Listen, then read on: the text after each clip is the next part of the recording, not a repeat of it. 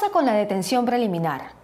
La presidenta Dina Boluarte envió la observación a la ley que restituye la detención preliminar en casos de no flagrancia al Congreso de la República. Y lo hizo en el último momento, cuando ya los congresistas cerraron la legislatura.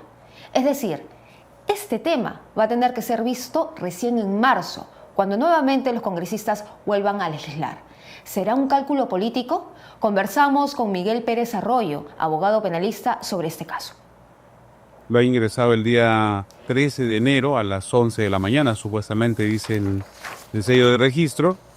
Y el problema que se tiene con este documento de observaciones a la autógrafa es, como usted lo ha dicho, los tiempos, ¿no? Ahora mismo ya no está funcionando el Congreso más que con la Comisión Permanente. Y es la Comisión Permanente la que tiene funciones, si acaso, de emergencia en relación al funcionamiento del Congreso de la República. De tal forma que si se pretendiera hacer una adhesión a este documento o se pretendiera hacer una reforma a este documento en relación a un texto sustitutorio, por ejemplo, tendría que de todas formas convocarse a un pleno extraordinario a los efectos precisamente de que este proyecto de ley, así presentado u observado por el Ejecutivo, pueda tener la acogida del caso o, en su defecto, hacerlo por insistencia. Bajo esta perspectiva, siempre los tiempos son los más cruciales, ¿no?, en relación a lo que se pretendía con una reforma del Código Procesal Penal en referencia a la detención preliminar. Peor aún si se hizo el último día, ¿no? Si se hizo el último día, obviamente estamos ante tiempos muertos y que en definitiva va a alargar este tema hasta probablemente febrero o marzo inclusive, ¿no? Los principales beneficiados con una norma de esta característica son los que están siendo investigados por delitos diversos y que obviamente esta investigación tiene que ver con mecanismos o métodos retrospectivos. Y en esa misma línea, el ex viceministro del sector interior, Ricardo Valdés, advirtió que había una cierta intencionalidad del gobierno de Dina Boluarte.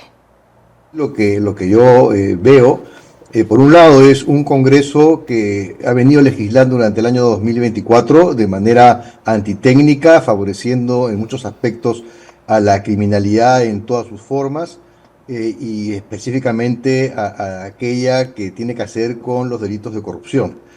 En el caso específico, además de este proyecto de ley 32.181, que fue el que eliminó básicamente la detención preliminar en casos de no flagrancia, me llamó mucho la atención que ahí nomás, el mismo día, se presentara un proyecto para rectificarla y que es sobre el cual el propio Ministerio del Interior, a través de la Presidencia de la República, ha observado, como bien dice, en el último día, la última hora posible.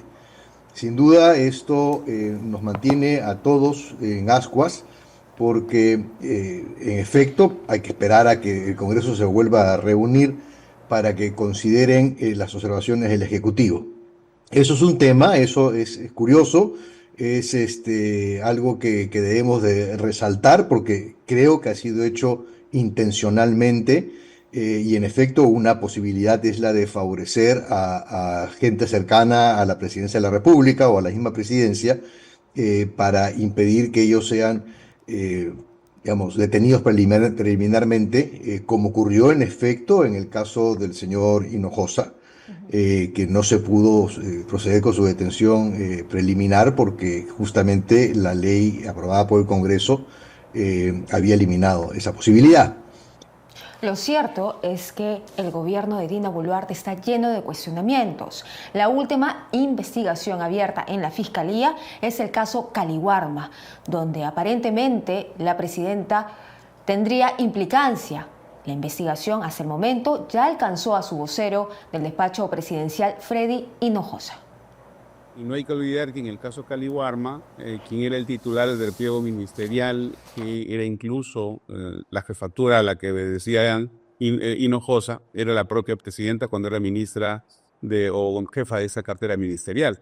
Entonces, no solamente estamos con Hinojosa, sino con todo el entorno que podría suscitarse a partir de una detención preliminar y con las posibles solicitudes de colaboración eficaz o de testigos protegidos, etcétera, que pudieran darse a partir de las detenciones preliminares.